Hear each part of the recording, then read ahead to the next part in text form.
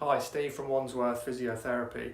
If you're going skiing over the next few weeks, then you need to be adding in squats into your training regime. Squats are the king of the lower body exercise, targeting your glutes, quads, hamstrings, even your calves and lower back.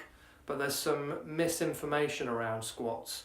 The two main ones being you shouldn't squat below parallel and you shouldn't let your knee travel forward of your toes.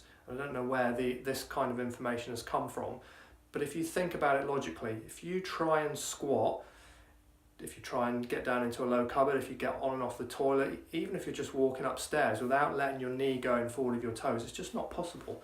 If you try and squat without your knees going forward of your toes, your center of gravity is there, you're going to fall backwards. Okay, it's just not possible. And if you go to a third world country and you have a look around how people eat, how they sit around and communicate and socialize and even just go to the toilet, we are designed to sit in a squat like that. So that trashes these two myths. First one, you're below parallel, and the second one, the knee is forward of the toes. Just try it at home.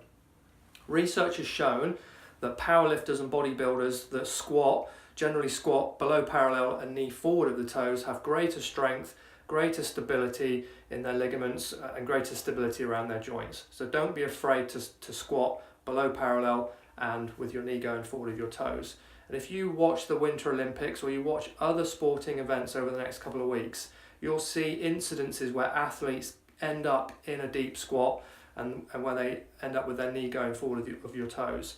Now, of course, there's a couple of conditions where you might want to just be careful with this. If you've got really bad patellofemoral joint symptoms or kneecap pain, then you might not want to do deep squats because the deep squat really loads the patellofemoral joint at the front. And if you've got an existing posterior cruciate ligament injury, you might also want to be careful with doing deep squats. Other than that, add them into your program.